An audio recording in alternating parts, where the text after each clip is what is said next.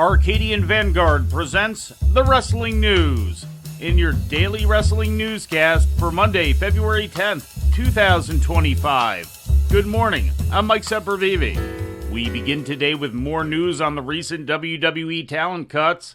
News broke yesterday from Mike Johnson of the release of Elektra Lopez, who was seen on WWE programming as recently as last Friday's SmackDown. Her last match took place in December as part of the Women's United States title tournament. Lopez had been on the main roster as part of Legado del Fantasma for the past year, and before that had been a part of NXT since 2021. She becomes the 11th performer cut from the roster in the past few days, along with the authors of Pain, Paul Ellering, Isla Dawn, Sonya Deville, Cedric Alexander, Blair Davenport, Giovanni Vinci, Luke Gallows, and Carl Anderson. In more WWE news, Dakota Kai has been cleared to return to the ring, according to another report from Johnson. Kai has been recovering from a concussion and has not wrestled since January 20th. Turning to Japan, All Japan presented Night 1 of the Excite series yesterday in Tokyo's Korakuen Hall. The main event saw the Saito brothers retain the All Japan World Tag Team title against Atsuki and Yuma Aoyagi. Also on the card, All Japan World Junior Heavyweight Champion Masashi beat Hikaru Sato.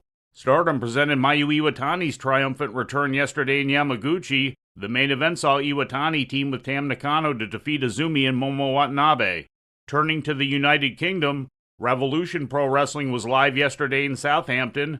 Michael Oku defended his Rev Pro undisputed British heavyweight title in the main event, defeating David Francisco. Also on the card in the semi-main event, Leon Slater defeated the one called Manders.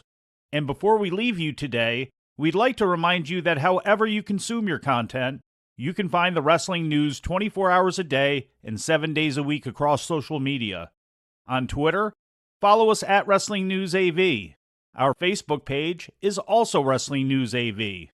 The Wrestling News can also be found on the Arcadian Vanguard YouTube page. And for those who utilize Amazon Echo devices, just tell Alexa to play the Wrestling News podcast. And remember to make sure you add podcast at the end. Once again, for daily updates, breaking news, and more, follow the Wrestling News across social media.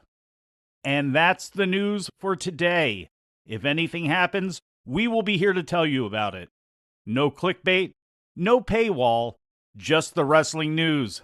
The Wrestling News is a division of Arcadian Vanguard, and the Wrestling Newscast is a production of the Arcadian Vanguard Podcast Network.